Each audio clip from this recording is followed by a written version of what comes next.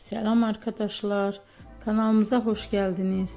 Bugün yine sizler için sevilen oyuncularımız Can Yaman ve Demet Özdemir'den güzel sempatik fotolar hazırladık.